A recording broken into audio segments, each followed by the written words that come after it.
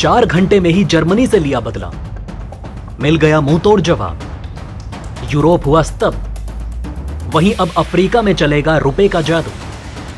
Dollar का प्रभाव हुआ कम।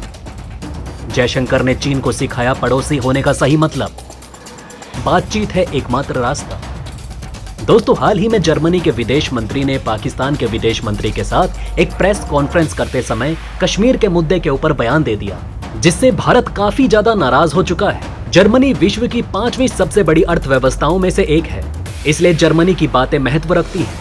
कोई भी नहीं कह सकता कि जर्मनी के किसी भी मुद्दे को उठाने से कोई फर्क नहीं पड़ता। ऐसे में भारत जर्मनी के कश्मीर मुद्दे को उठाने के बाद चुपचाप नहीं बैठा और भारत ने भी अपनी ताकत दिखाते हुए जर्मनी को दो टूक जवाब दे दिया है। दरअसल दोस्तों, बर्लिन में जर्मनी और पाकिस्तान के विदेश मंत्री की मुलाकात हुई और प्रेस कॉन्फ्रेंस के दौरान जर्मनी के विदेश मंत्री ने कश्मीर मुद्दे को लेकर बयान दिया, जिसके तहत उन्होंने ये कहा कि वो सच में मानती हैं कि विश्व की हर देश की भूमिका और जिम्मेदारी होती है विवादों को सुलझाने के लिए, ताकि विश्व में शांति लाई जा सके। इसके तहत जर्मनी कश्मीर के तहत भी अपनी भूमिका और जिम्मेदारी को समझता है और ऐसे में वो संयुक्त राष्ट्र को पूरा समर्थन देता है ताकि जम्मू कश्मीर के मुद्दे को शांतिपूर्ण तरीके से सुलझाया जा सके और वहां पर शांति कायम की जा सके। दोस्तों, भारत ने पूरी दुनिया को ये बात कितनी बार साफ तौर पर बताई है कि जम्मू कश्मीर भारत का अभिन्न हिस्सा है और ये बात साफ है कि पाकिस्तान ने भारतीय जम्मू कश्मीर के हिस्से पर गैरकानूनी तरीके से कब्जा कर रखा है, जो उन्हें आज नहीं तो कल जरूर खाली करना पड़ेगा। भारत हमेशा से ये बात करता आया है कि कश्मीर भारत का आंतरिक मामला है और इसमें भारत किसी भी तीसरे देश के हस्तक्षेप को स्वीकार नहीं करेगा।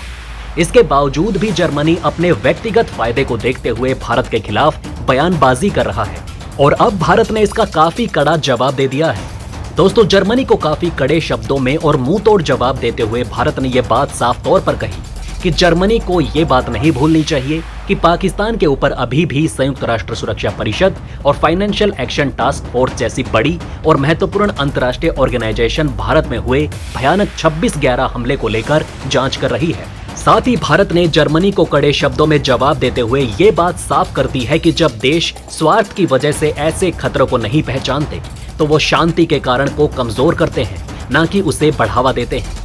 साथ ही ये उन लोगों के साथ भी काफी बड़ा अन्याय है जो कि आतंकवाद के शिकार हुए। भारत ने जर्मनी को काफी कड़े शब्दों में यह बात याद दिलाई कि वैश्विक समुदाय की सभी गंभीर और कर्तव्यनिष्ठ सदस्यों को यह भी जिम्मेदारी है कि पूरे विश्व में हो रहे आतंकवाद, खास करके जो कि क्रॉस बॉर्डर नेचर के हैं, उन्हें खत्म करने में अपनी भूमिका और जिम्मेदारी निभाएं। लेकिन अभी तक जर्मनी ने आतंकवाद के खिलाफ ऐसा करने में कौन सा बड़ा कदम उठाया है? भारत ने जर्मनी को जवाब देते हुए ये बात भी साफ कर दी कि अब वो भारत के आंतरिक मामलों पर बयानबाजी करते हुए भारत के साथ अपने रिश्तों को आगे नहीं बढ़ा सकता। दोस्तों, भारत का हर उस देश को कड़े शब्दों में जवाब देना काफी ज्यादा महत्व रखता है जो कि भारत के आंतरिक मामले जैसे कि कश्मीर मुद्दे पर बयानबाजी करते हैं, क्योंकि वो देश ऐसा केवल अपने स्वार्थ और अपनी पब्लिसिटी के लिए कर रहे हैं। उन्हें कश्मीर में शांति होने या ना होने से कोई फर्क नहीं पड़ता। ऐसे में भारत को भी कड़ा रुख अपनाना चाहिए ताकि कोई भी देश भारत के आंतरिक मामलों पर बयानबाजी करने से पहले कई बार सोचे। वैसे दोस्तों, भारत के जर्मनी को दिए कड़े जवाब पर आपकी राय क्या है, कमेंट करके जरूर बताएं। बहरहाल दोस्तों, बढ़ते हैं हमारी दूसरी खबर की तरफ। तो दोस्तों, भारत ने अमेरिकी डॉलर के खिलाफ बड़े कदम उठाने शुरू कर दिए ताकि लगातार गिर रही भारतीय करेंसी को बचाया जा सके और भविष्य में हमें अमेरिकी डॉलर के ऊपर अपने व्यापार के लिए निर्भर न रहना पड़े। इसे संभव बनाने के लिए भारत सबसे पहले 54 देशों के मार्केट में भारतीय रुपए के साथ एंट्री करना चाहता है। ये 54 देश कोई और नहीं बल्कि अफ्रीका के सभी देश हैं।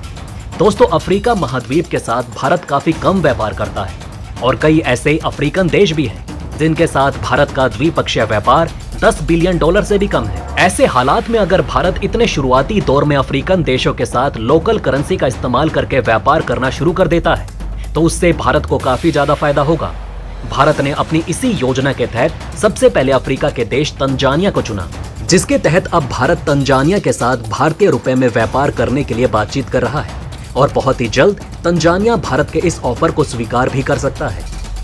भारत और तंजानिया का द्विपक्षीय व्यापार लगभग $4.5 अरब का है। वहीं पर भारत ने तंजानिया में $3.5 अरब का निवेश भी किया, जो कि भारत को तंजानिया के कुछ सबसे बड़े निवेशक देशों में से एक बनाता है।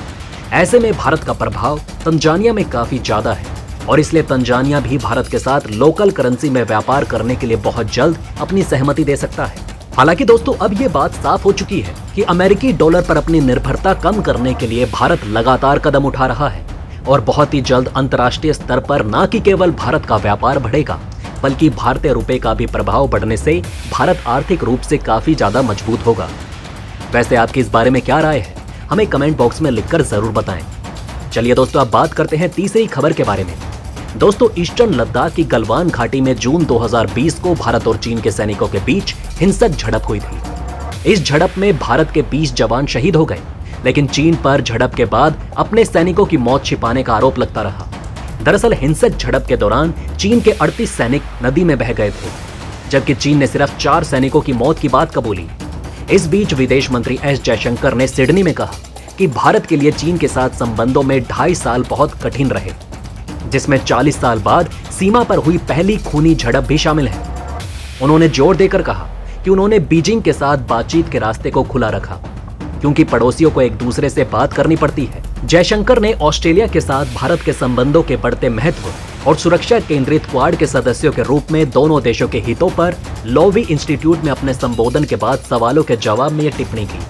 विदेश मंत्री ने एक सवाल के जवाब में कहा कि चीन के साथ संबंधों में हमारे लिए 2.5 साल बहुत कठिन थे, जिसमें 40 साल बाद सीमा पर हुआ पहला रक्तपात शामिल है और जहां हमने सच में 20 सैनिकों को खो दिया। साल 2009 से 2013 तक चीन में भारत के राजदूत रहे, लेकिन हमारी कोशिश, मेरी कोशिश बातचीत के रास्ते को चालू रखने की रही है। असल में उसके बाद की सुबह मैंने अपने समक्ष वांग यी को फोन किया और उनसे यह सुनिश्चित करने का आग्रह किया कि चीनी पक्ष की ओर से कोई तनाव भड़काने वाला या जटिलता पैदा करने वाला काम नहीं किया जाए। वैसे गतिरोध को हल करने के लिए भारत और चीन की सेनाओं के कोर कमांडर स्तर की 16 दौर की बातचीत हो चुकी है।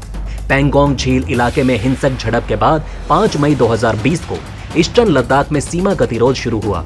इसके बाद दोनों देशों ने 12 सितंबर को ईस्टर्न लद्दाख में गोगरा हॉट स्प्रिंग इलाके में पेट्रोलिंग पॉइंट 15 से फ्रंट लाइन के अपने सैनिकों को पीछे हटा लिया और वहां बनाए गए अस्थायी बुनियादी ढांचे को नष्ट कर दिया। दोस्तों ये थी खबरें जर्मनी के बुनियादी तरीके से कश्मीर पर टिप्पणी करने और भारत के करारे जवाब की, साथ ही अफ्रीका महाद्वीप के देश तंजानिया के साथ भारत के रुपए में व्यापार को आगे बढ़ाने की, इसके साथ ही भारत के हमेशा की तरह बातचीत के द्वारा मामले को सुलझाने की हिदायत देने की।